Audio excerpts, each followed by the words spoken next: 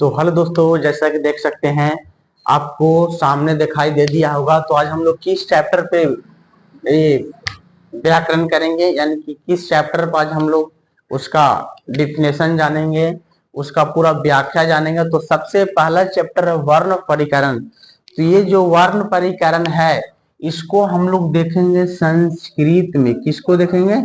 संस्कृत में। और आपको बता दें कि कुछ कुछ ऐसा व्याकरण है जो संस्कृत बिल्कुल हिंदी से मिलता जुलता है। तो ये आपको बीच लाया हूं, तो सोच सकते हैं जो आपके बीच दिखाई दे रहा है इसको आपको सामने पूरा डिटेल से चर्चा करूंगा। तो आपको यहाँ पे डबल फायदा हो सकता है। ये क्लास 10 के लिए 2025 बोर्ड के लिए बहुत इम्पोर्टेंट है। यहाँ से कम आपको कम से कम संस्कृत में 10 नंबर का ऑब्जेक्टिव यहाँ से कंफर्म हो जाएगा और 10 नंबर का आपको हिंदी में भी कंप्लीट हो जाएगा। तो सोच सकते हैं कि आप 5 से 6 मिनट की वीडियो में आपके 20 नंबर का ये आपके सीधा दिमाग में चला जाएगा। तो इससे बढ़िया और क्या हो सकती है। तो आपसे रिक्वेस्ट है कि सबसे पहले आप लोग जितने लोग चैनल को सब्सक्राइब नहीं किया, आप लोग फटाफट चैनल को सब्सक्राइब कीजिए, ब्रांड स्टडी सेंटर को। तो आइए हम लोग सीधा टॉपिक पर चलेंगे। तो सबसे पहला टॉपिक है कि वर्ण। सबसे पहला टॉपिक क्या है? वर्ण। कि वर्ण होता क्या है।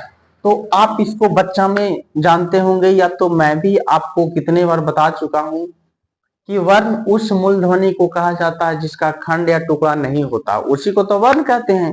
और वर्ण का एग्जाम्पल क्या होता है बताइए? तो वर्ण का एग्जाम्पल क्या होगा? आ होगा, आधा का होगा, आधा क्या होगा? खा होगा। ये सब क्या कहलाते हैं? वर्ण कहलाते हैं। और वर्ण के दो प्रकार होते हैं, एक होते हैं स्वर वर्ण और दूसरा होते हैं व्यंजन वर्ण। स्वर वर्ण किसे कहते हैं? तो जो स्वतंत्र होते हैं यही होते हैं स्वर वर्ण, जिसके उच्चारण में किसी दूसरा वर्ण की सहायता नहीं ली जाती है, उसी को ना स्वर वर्ण कहते हैं। जैसे में क्या होगा? आ ई। व्यंजन वर्ण में क्या होता है? जिसमें स्वर वर्ण की सहायता ली जाती है, उसी को ना कहते हैं व्यंजन वर्ण। जैसे में का, तो का में देखिए क्या क्या घुसा हुआ, तो इसको अगर तोड़ेंगे तो का हलन प्लस क्या होता है? आ। तो देखिए का में क्या घुसा हुआ है? आ। और क्या होता है? स्वर वर्ण। तो व्यंजन वर्ण बोलिए, स्वर वर्ण नहीं घुसा हुआ है, ये होती है क्या? तो व्यंजन वर्ण। तो स्वर वर्ण और व्यंजन वर्ण से सिर्फ आपको भी कम से कम 1 नंबर का आएगा ऑब्जेक्टिव में, 1 नंबर कंफर्म है। और देख सकते हैं हम लोग दूसरा देखेंगे। एक और आप लोग समझ लीजिए कि ये जो आपके बीच लिखा हुआ है ये हर साल आता है। आप कोई भी एग्जाम दे सकते हैं, चाहे कंपटीशन के क्यों ना दें। तो हिंदी सबके लिए एक होता है और हिंदी व्याकरण है, तो सबके लिए एक है। तो दूसरा पॉइंट हम लोग देखेंगे अंतस्थ व्यंजन। अंतस्थ व्यंजन कितने होते हैं? तो 4 होते हैं। अंतस्थ व्यंजन कितने होते हैं? तो अंतस्थ व्यंजन की संख्या जो है वह अंतस्थ व्यंजन की संख्या 4 है। कौन कौन होते हैं?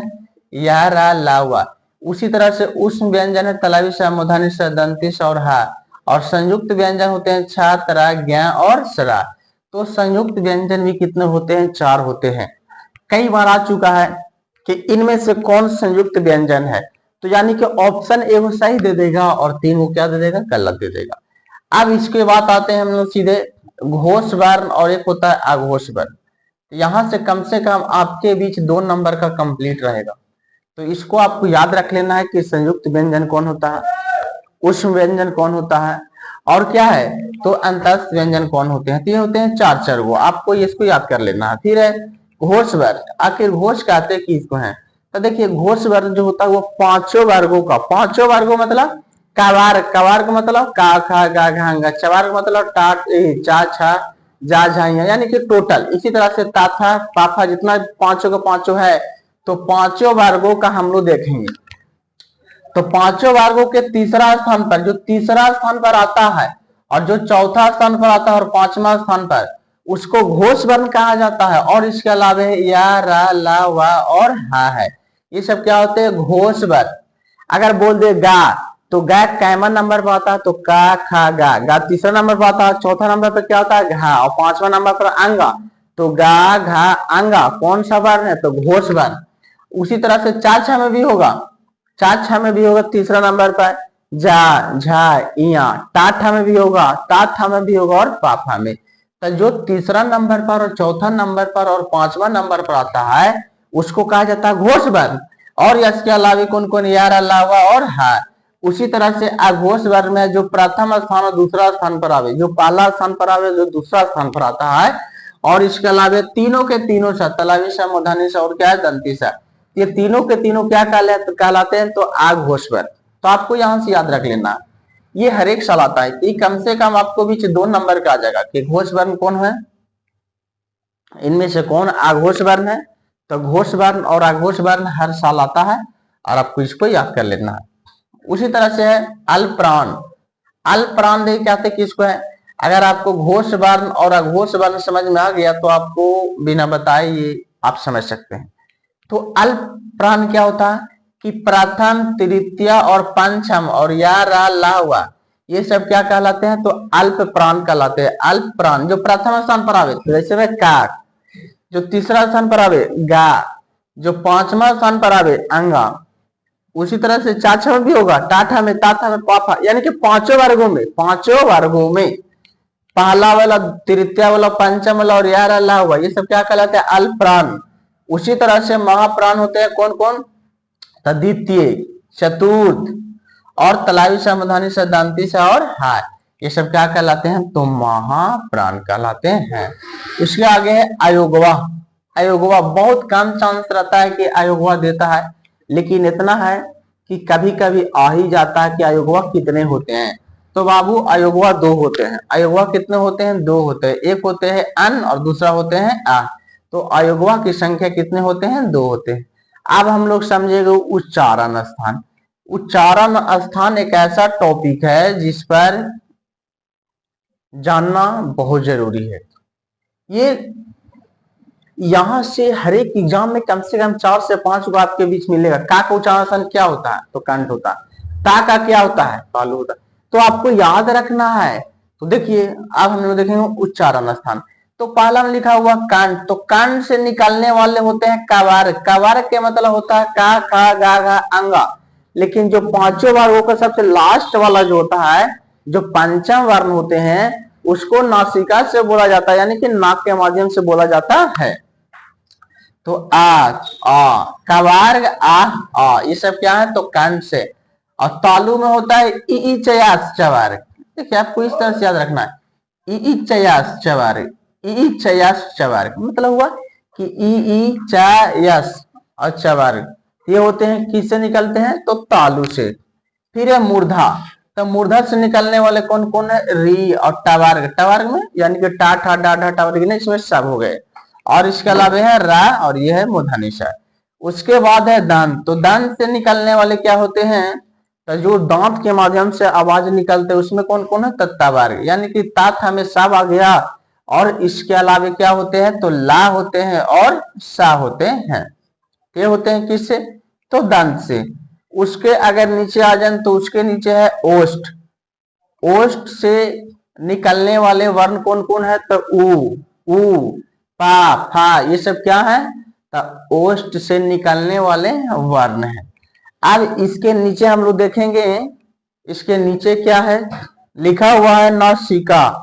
तो नासिका के माध्यम से कौन कौन वर्ण निकलते हैं, तो अंगा। कौन वर्ण निकलते हैं, अंगा, इया, टवर्गिना, ना और मा, यानी कि पांचों वर्णों के सबसे लास्ट वाला जो होते हैं वही होते हैं नासिका के माध्यम से। उसका आगे कंठ तालु। कंठ तालु के मतलब हुआ कि कुछ कुछ कंठ से भी आवाज निकलता है और कुछ कुछ तालु से भी आवाज निकलता है। तो उससे निकलने वाले कौन कौन वर्ण है, तो ए है और अय है। इसके आगे है कंठोष्ठ। कंठोष्ठ से निकलने वाले वर्ण कौन कौन है, तो ओ है और औ है। ओ और औ कहां से निकलते हैं, तो कंठोष्ठ से, यानी कि कंठ प्लस ओष्ठ, यानी कि कंठ से भी कुछ कुछ आवाज निकलेगा और ओष्ठ से भी। इसके आगे है दंतोष्ठ। दंतोष्ठ से निकलने वाले हैं उवार।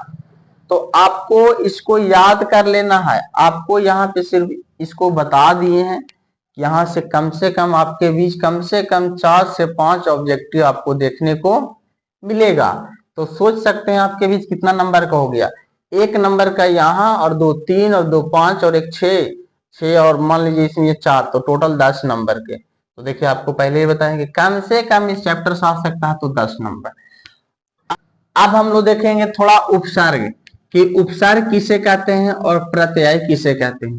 तो यहां से भी आपको कई नंबर की आवश्यकता है। तब उपसर्ग उस शब्दांश को कहते हैं जब किसी शब्द के पहले जुड़कर उसका अर्थ को परिवर्तन कर देता है, यानी कि उसका अर्थ का वैल्यू क्या कर देता, बदल देता है, उसी को ना कहते हैं उपसर्ग।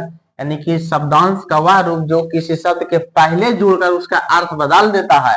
अगर शुरू में जुड़ेगा तो उसको उपसर्ग कहा जाता है, और अगर लास्ट में जुटेगा तो उसको क्या कहा जाता है, प्रत्यय। तो अब आपको एग्जाम्पल के माध्यम समझाते हैं।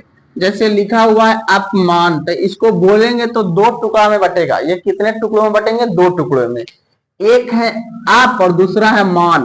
अपमान, अपमान। तो आप शुरू वाला जो होता है वो कहलाता है उपसर्ग। शुरू वाला क्या कहलाते हैं, उपसर्ग कहलाते हैं। तो आप क्या हो गया, उपसर्ग। देखिए उपसर्ग के सामने लिखा हुआ आप। मान, तो मान, मान, मान, तो मान क्या हो गया, प्रत्यय हो गया। लेकिन कभी कभी मान ऑप्शन में नहीं दिया हुआ रहेगा, तो आपको यहाँ पे चेक करना है कि माँ, माँ में क्या आ रहा है, आ, और यहाँ पे ना है तो क्या हो गया, आन। तो आन क्या हो गया, प्रत्यय हो गया। हो गया कि नहीं, तो हो गया उपसर्ग और प्रत्यय। तो आपको 2 नंबर के एकदम कंफर्म है कि आपके बीच आवेगा। इसके बाद है संधि। संधि है, संधि के कितने भेद होते हैं, 3 भेद। संधि के 3 भेद। उसी तरह से समास के 6 भेद और कारक के 8 भेद। तो आपको इसको पूरा याद कर लेना है। इसका डिटेल यहाँ पे आपको नहीं बता रहे हैं, सिर्फ यहाँ पे आपको भेद बता दिए हैं। इसको कम से कम आप याद कर लीजिए, इसका इतने भेद होते हैं। ये संस्कृत के लिए और हिंदी के लिए, दोनों के लिए इंपॉर्टेंट आपको क्वेश्चन दे दिया। ये क्लास 10 के लिए है, और बिहार बोर्ड 2025 के एग्जाम पूरा 100% गारंटी है कि आपको बीच आवेगा, और नहीं आवेगा तो आप हमें कहिएगा। तो आई होप आप लोग को वीडियो बहुत अच्छा लगा होगा। तो आप लोग फटाफट क्या करिए, तो इस चैनल को सब्सक्राइब कर दीजिए। और कौन सा चैनल है जी, तो brand study centre, brand study centre, brand study centre. इस पे जाइए और आप लोग फटाफट चैनल को सब्सक्राइब कर दीजिए। तो फिर हम लोग मिलेंगे अब नेक्स्ट वीडियो